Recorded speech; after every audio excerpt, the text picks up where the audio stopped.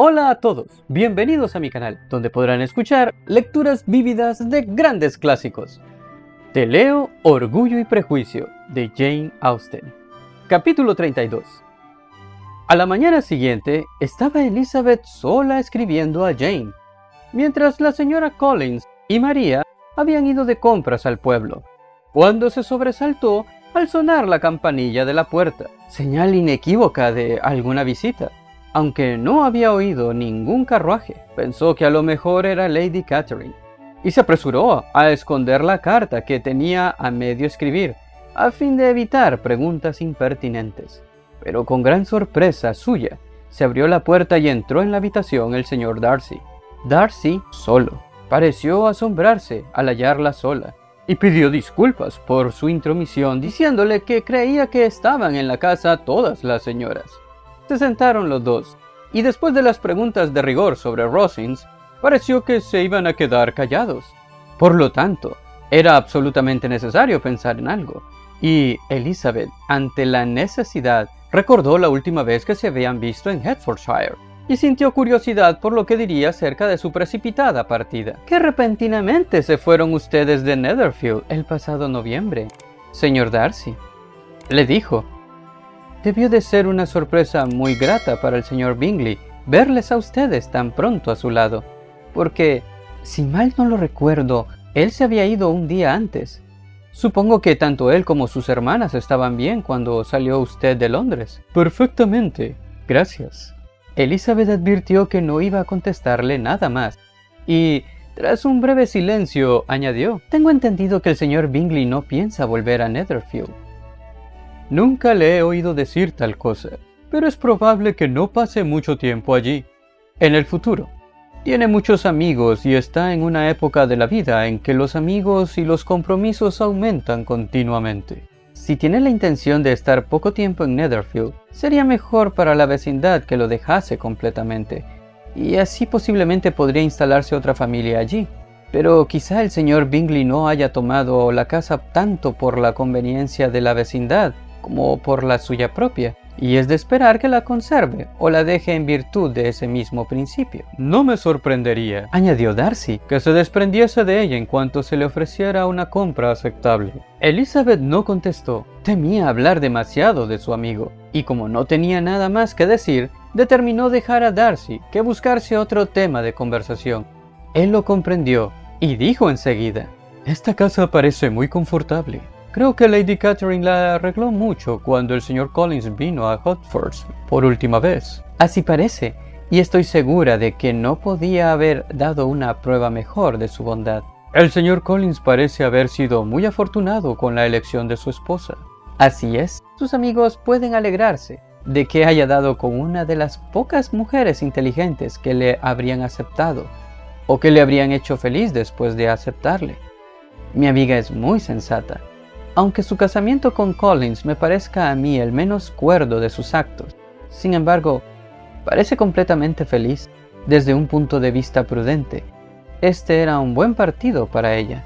«Tiene que ser muy agradable para la señora Collins vivir a tan poca distancia de su amiga y amigos». «¿Poca distancia le llama usted? Hay cerca de 50 millas». «¿Y qué son 50 millas de buen camino? Poco más de media jornada de viaje». «Sí, yo a eso lo llamo una distancia corta». «Nunca habría considerado que la distancia fuese una de las ventajas del partido», exclamó Elizabeth, «y jamás se me habría ocurrido que la señora Collins viviese cerca de su familia». «Eso demuestra el apego que le tiene usted a Hertfordshire. Todo lo que esté más allá de Longbourn debe parecerle ya lejos». Mientras hablaba, se sonreía de un modo que Elizabeth creía interpretar. Darcy debía suponer que estaba pensando en Jane y en Netherfield, y contestó algo sonrojada: «No quiero decir que una mujer no pueda vivir lejos de su familia. Lejos y cerca son cosas relativas y dependen de muy distintas circunstancias. Si se tiene fortuna para no dar importancia a los gastos de los viajes, la distancia es lo de menos. Pero este no es el caso. Los señores Collins no viven con estrechez, pero no son tan ricos como para permitirse viajar con frecuencia.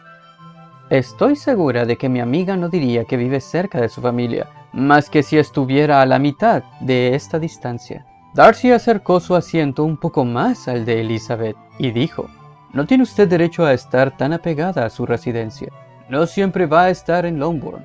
Elizabeth pareció quedarse sorprendida, y el caballero creyó que debía cambiar de conversación. Volvió a colocar su silla donde estaba.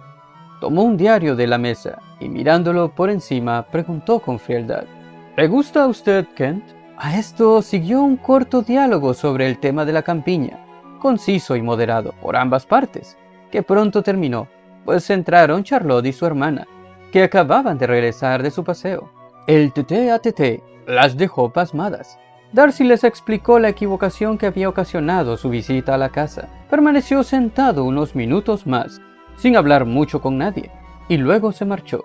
«¿Qué significa esto?», preguntó Charlotte en cuanto se fue. «Querida Elizabeth, debe de estar enamorado de ti, pues si no, nunca habría venido a vernos con esta familiaridad».